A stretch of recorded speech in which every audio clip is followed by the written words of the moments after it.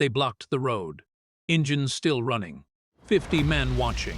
One car, one driver. Bruce Lee inside. No backup. No escape route. Just silence, waiting. Hong Kong. Night, 1972. This is that story. The street wasn't meant to hold that many machines. Motorcycles lined both sides. Chrome catching the dim streetlights.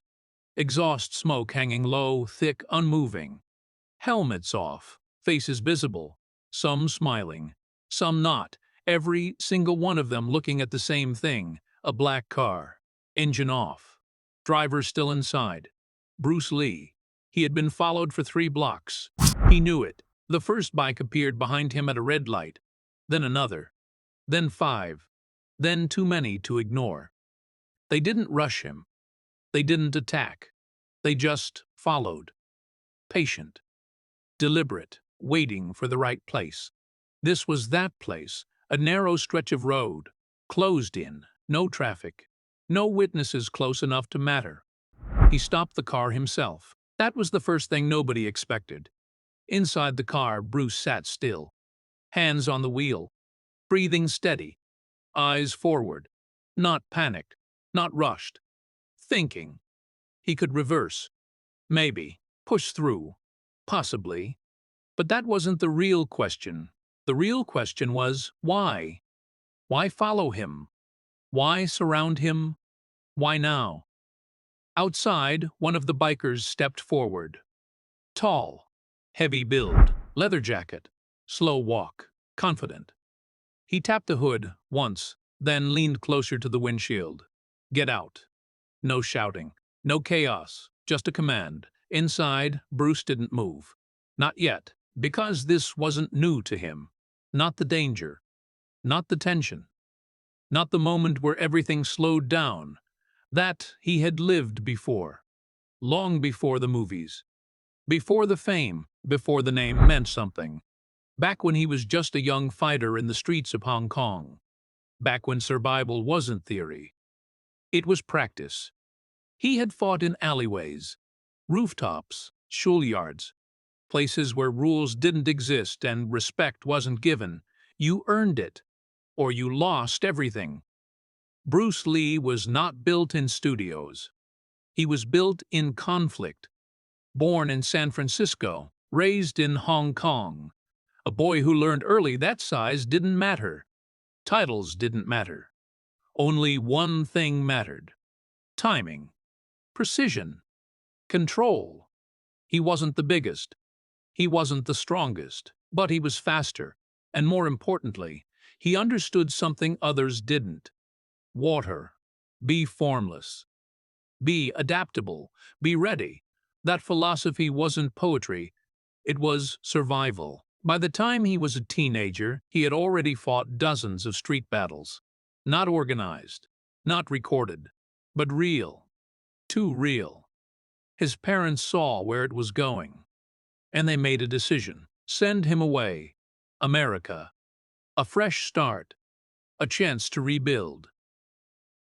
But Bruce didn't leave his past behind. He refined it. In Seattle. In Oakland. In Los Angeles. He trained. Obsessed. Evolved. Wing Chun gave him structure. Boxing gave him rhythm. Fencing gave him timing. But none of it was enough. So he created his own. Jeet Kune Do. The way of the intercepting fist. Not a style. A principle. Intercept. Ended early. No wasted motion. No ego. No hesitation. He wasn't trying to win fights. He was trying to end them. Efficiently. That's what made him dangerous. Not aggression. Clarity. And now, sitting inside that car, surrounded by 50 men, that clarity returned. Outside, the biker tapped the hood again. Harder this time. Didn't hear me. A few others laughed. Engines revved slightly. The circle tightened. Still, Bruce didn't move. Because something didn't feel right. This wasn't random. This wasn't just intimidation. There was intention here. And he needed to understand it before he acted. That pause, that stillness, that's what saved him. Most people would have reacted, opened the door, said something, tried to explain. Bruce didn't. He observed, counted them, distances, positions. Who was closest? Who was watching? Who was leading? The tall one again. Always the tall one. That was the center. That was the decision-maker. Bruce finally spoke. Not loudly, not aggressively, just enough. "What do you want?" The biker smiled. Slow, almost amused. "I want to see if the stories are true." Silence. The air shifted. This wasn't about money. Not about theft. This was about reputation. Someone had heard something, and they wanted proof, or they wanted to break it. Bruce understood immediately. Fame attracts two kinds of people, those who respect it, and those who want to challenge it. Tonight he found the second kind. Inside the car he leaned back slightly, thinking, because this wasn't just a fight, this was 50 men. Even if only 10 stepped forward, even if only 5 attacked at once, numbers change everything. Even for someone like him, this was the turning point. The moment where most stories go wrong. The moment where skill meets reality. Could he fight them? Yes. Could he win? That wasn't the right question. Could he walk away? That was. Inside his mind, the conflict was real, not fear. Calculation. Linda's voice echoed somewhere in memory. Not every fight needs to be fought. He had told others the same thing. Avoid unnecessary conflict. Preserve energy. Choose your battles. But this wasn't avoidable. They had already chosen. The circle was closed. The engines still running. The tension rising. And every second he stayed inside that car, he lost control of the situation. That was the truth. And Bruce Lee never allowed himself to lose control. So he made a decision. Simple. Final. He opened the door, slowly. No sudden movement, no aggression. He stepped out, alone, closed the door behind him. No sound except engines. 50 men, one man facing them. No stance yet, no guard raised, just standing. Relaxed, but alert. The biker in front tilted his head. "You sure about this?" Bruce looked at him. Calm. Direct. "I already stepped out." That answer, it changed something. Subtle, but real. Respect doesn't always come from violence. Sometimes it comes from composure. The circle tightened slightly, a few steps closer, not attacking. Testing. Trying to see what he would do. Bruce didn't move first. He waited. Because the first move reveals intention, and intention reveals weakness. One biker stepped forward, closer than the others. Too close. He reached out, grabbed Bruce's shoulder. That was the mistake. Not a big one, but enough. Because Bruce didn't react emotionally, he reacted instantly. Intercept. The hand never fully landed. Bruce's arm moved before the grip closed, a sharp redirection. Wrist turned. Pressure applied. The biker's balance broke instantly. He dropped to one knee without understanding why. No strike, no dramatic motion, just control. Precise, effortless. The entire circle froze. That moment, that 1 second, changed everything, because now they understood something. This wasn't a man they could overwhelm casually. This wasn't a street fighter. This was something else. Something refined, something dangerous, in a different way. Bruce released the wrist, stepped back, gave space. No follow-up, no humiliation. Just a message. Clear. Controlled. "I'm not here to fight you." Silence. The biker on the ground stood up slowly, looking at his own hand, confused, not hurt, but shaken. The leader stepped closer now, eyes locked on Bruce, studying him. trying to understand what just happened. Do it again. Bruce didn't move. That wasn't a demonstration. The leader smiled slightly. You think we're playing? That's when the energy shifted again. Because now, it could go either way, and nobody knew which. The engines got louder, not faster. Louder. A signal. Pressure building. The circle closed tighter now. No more space between them. No more distance to think. Helmets dropped to the ground. Gloves tightened. Shoulders squared. This wasn't curiosity anymore. This was escalation, and Bruce felt it instantly. The line had been crossed, not physically yet, but mentally. The leader stepped even closer.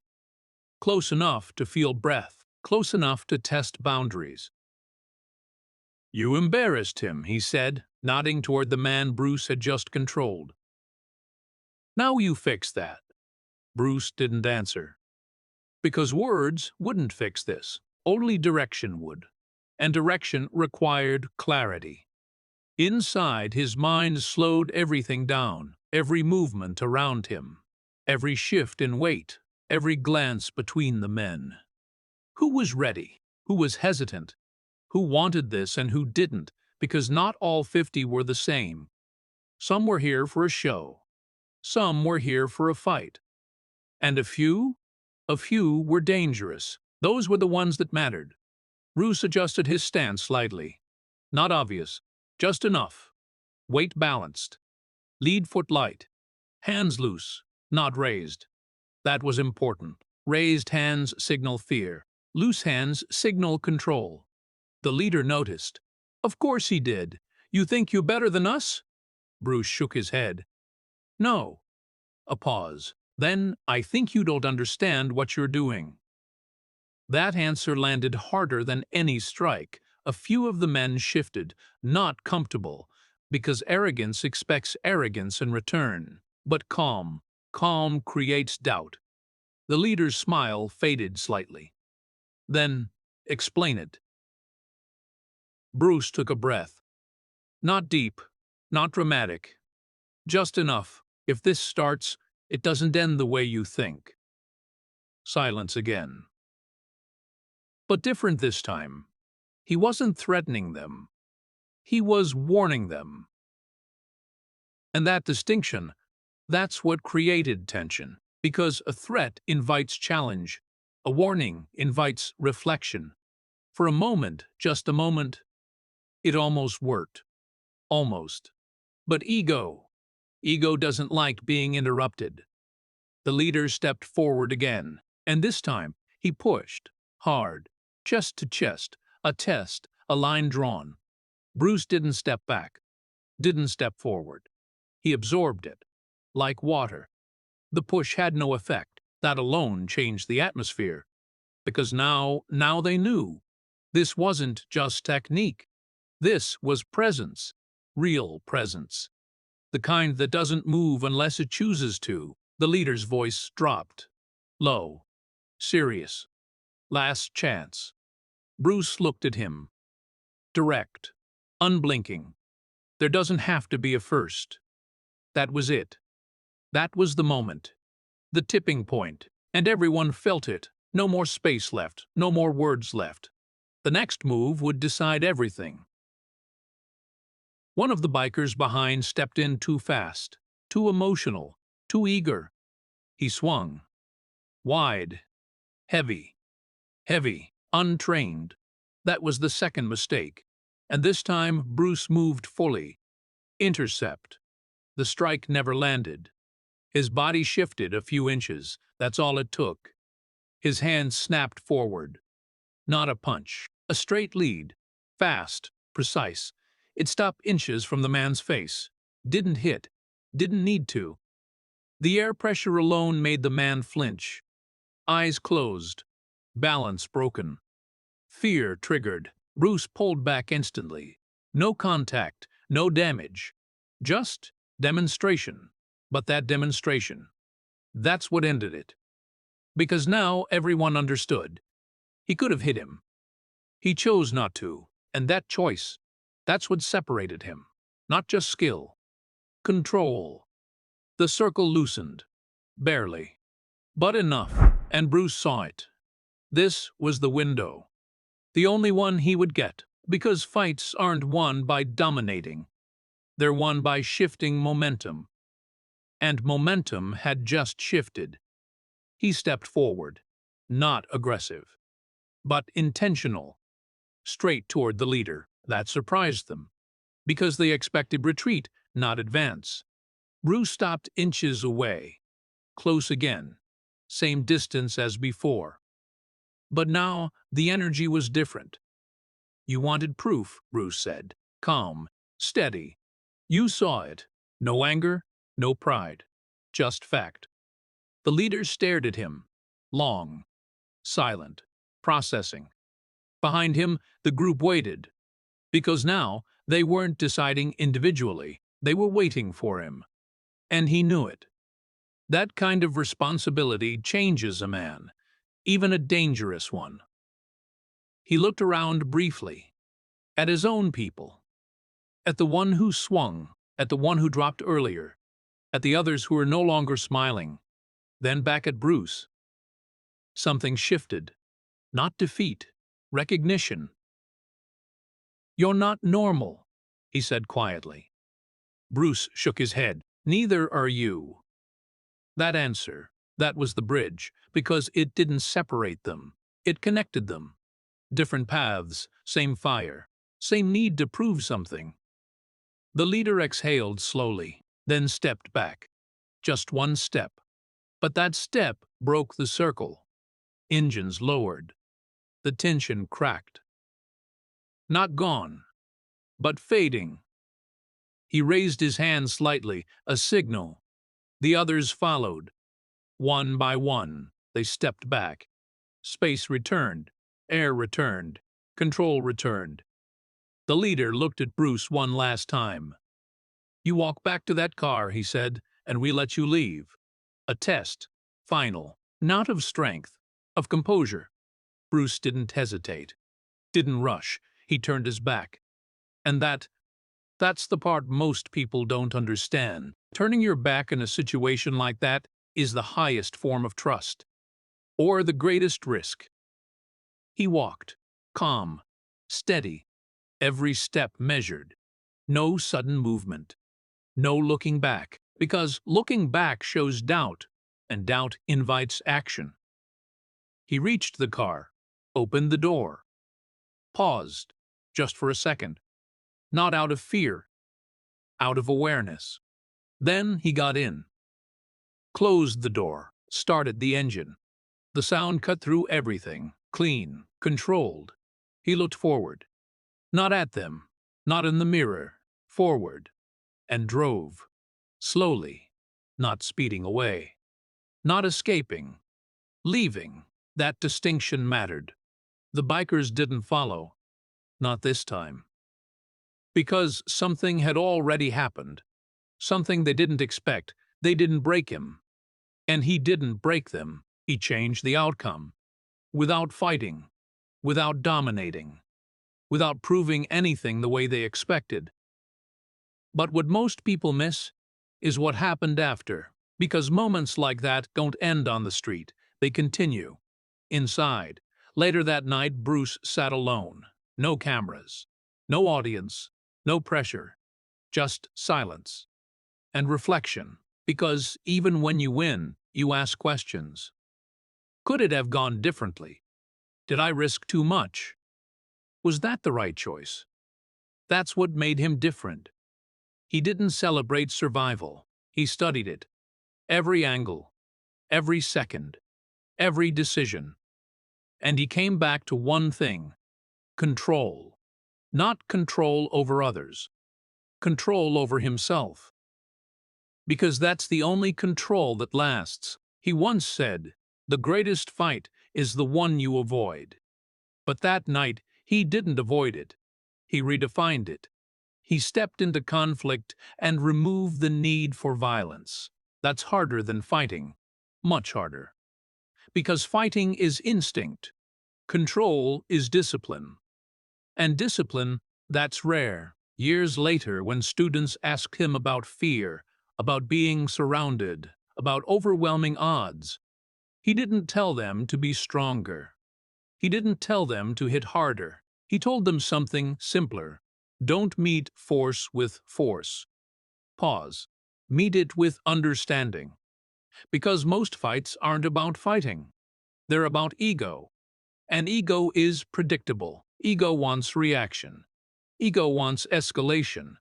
Ego wants you to lose control. Bruce didn't give it that. Not that night. Not ever. He gave them something else. A mirror. And what they saw was enough. 50 men, one car, one moment, no fight, no winner, no loser. Just a decision that changed everything. He stepped out alone. He walked back alone. And in between, he proved something most people never understand. Power isn't in the strike. It's in the restraint. Skill isn't in domination. It's in control. And the strongest man is the one who doesn't need to prove it. Remember that. Always. Stop. That should have been the end. It wasn't. Because stories like this, they don't stop at the street. They echo, they travel, they grow. Within days, people started talking. Not publicly, not in newspapers. Quietly. Gyms. Dojo corners. Back rooms where fighters gather. Did you hear? 50 men. He walked out alone. He didn't even fight. The details changed depending on who told it. Some said 10 bikers. Some said 100. Some said he dropped 3 men in seconds. But the ones who were actually there, they told a different story. A quieter one. A more dangerous one. He didn't need to. That line spread faster than anything else. Because fighters understand something most people don't. Anyone can throw a punch. Very few can choose not to. And that choice, that's what builds reputation. Not noise. Not spectacle. Consistency. Control. That's what made Bruce Lee, Bruce Lee. Not just what he could do, but what he didn't do. Weeks later, the same leader sat in a different place. A gym this time. Not a street. No engines. No crowd. Just a few men training. Heavy bags swinging. Gloves hitting leather. Rhythm. Discipline. He stood there quietly, watching. Because something had shifted inside him. That night hadn't left him. Not the technique. Not the speed. But the feeling. That moment when everything could have gone wrong and didn't. Because one man chose control. He turned to one of the trainers. You know him. The trainer didn't look up. Everyone knows him. The leader nodded slowly. I thought he was just a movie guy. The trainer smiled slightly. Most people do. A pause. Then, until they don't. That answer stayed with him, because now he understood something. There are fighters, and there are martial artists. Fighters prove something. Martial artists understand something.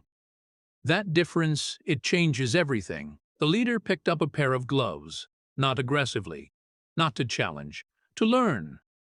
That was the real outcome of that night. Not fear.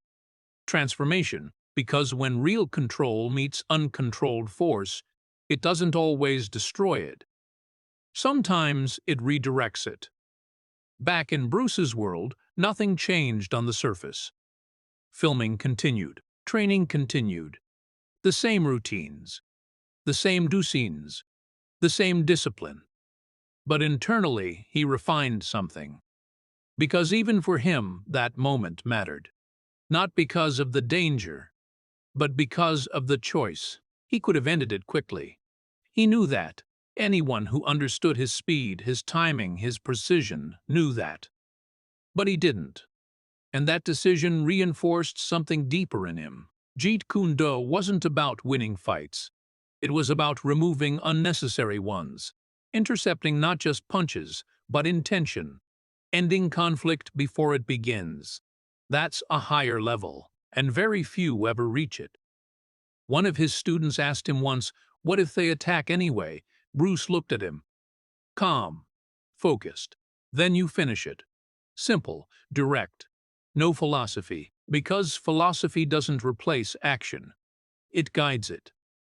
And that's what people misunderstand. Bruce wasn't passive. He wasn't avoiding conflict out of fear. He was choosing when conflict deserved to exist. That's power. Real power. Years passed. Stories faded. New ones replaced them. But this one stayed in certain circles because it wasn't about a fight. It was about something harder to explain. Presence. The kind that changes a situation without force. The kind that makes people pause. Reconsider. Step back. That's rare. Because most people react. Few people respond. And even fewer control the entire moment. Bruce Lee did. That night. On that street. With 50 men around him. No weapons. No allies. No guarantees. Just awareness. Clarity. And control. He stepped into chaos and brought order. Without violence, without ego. Without needing to prove anything.